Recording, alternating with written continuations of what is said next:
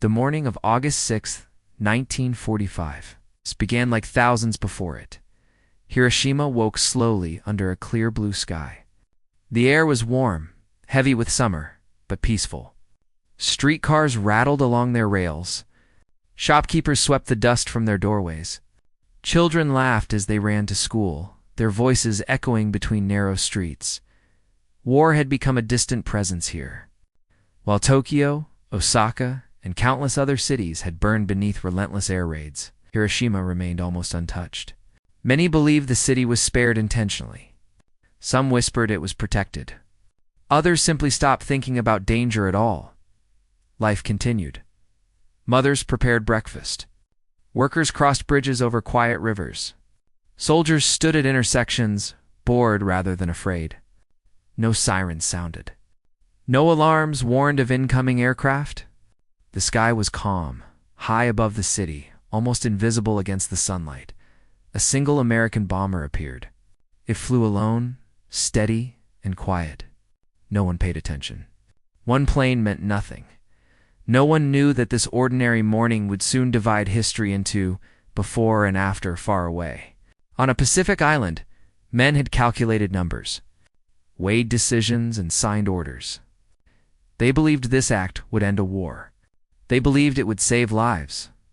They believed they were doing what was necessary.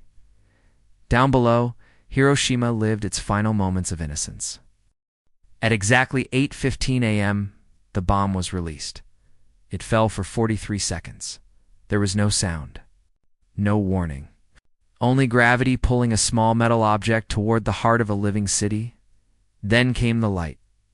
A flash brighter than the sun exploded over Hiroshima. In that instant, shadows burned into stone. People closest to the center of the blast were vaporized, their bodies erased. Before their minds could even register pain, the temperature rose to millions of degrees. Buildings collapsed as if made of paper. Glass shattered into countless blades. A shockwave ripped through the city faster than sound, flattening homes, bridges, and streets. Fires ignited everywhere at once. The city ceased to exist. Those farther from the center were thrown to the ground, burned, blinded, and buried beneath debris. Some survived the explosion only to awaken in a world they no longer recognized. A massive mushroom cloud rose into the sky, beautiful, terrifying, and completely indifferent. Within minutes, Hiroshima was a burning wasteland. Silence followed the destruction. Those who could still walk stumbled through ruins that, moments ago, had been streets and homes. Skin hung from arms and faces like torn cloth. Hair was gone. Eyes were swollen shut. Many were burned so badly they no longer looked human. No one screamed. There was no energy left for panic. Fire spread, merging into a single firestorm. Winds stronger than a hurricane pulled oxygen into the flames, feeding the inferno. People fled toward the rivers, desperate for relief from the heat. The water filled with bodies, living and dead. Some survivors searched for family members, calling out names that would never be answered. Others sat motionless, staring at nothing, their minds unable to process what had happened. Hiroshima was no longer a city. It was a landscape of shadows on walls and staircases. Dark silhouettes marked where people had stood moments before the flash, permanent reminders that they had existed. By nightfall, the city was gone. In the days that followed, the horror continued. People who had escaped with minor injuries suddenly became ill.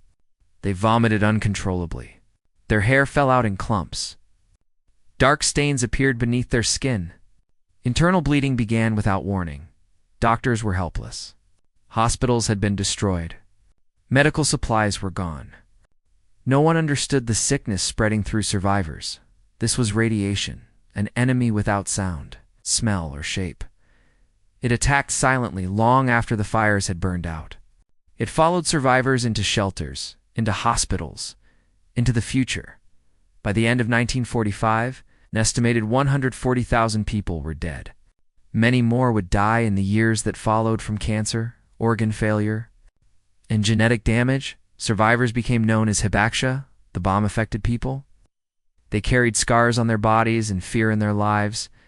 Many faced discrimination, unable to find work or marriage, seen as cursed or contagious. The bomb did not end when it exploded. It continued to kill. 3 days later, another atomic bomb fell on Nagasaki. Soon after, Japan surrendered. World War II was over, but the world had entered a new age. For the first time in history, humanity possessed the power to destroy itself completely. One weapon could erase a city. Hundreds could erase civilization. The scientists who created the bomb struggled with guilt and fear. Political leaders quickly understood its value, not as a weapon to be used, but as a threat to be held. Thus began the nuclear age, defined by tension, fear, silence. Peace was no longer maintained by trust. It was maintained by terror. Decades passed. Hiroshima was rebuilt. Streets returned. Children laughed again. Yet at the heart of the city, a ruined building remained standing. It's preserved exactly as it was after the blast, not as a symbol of hatred, but as a warning. Hiroshima speaks without words. It reminds humanity of the cost of arrogance, of progress without wisdom, of power without restraint. The bomb showed humanity what it was capable of. The future will decide whether we learn the lesson.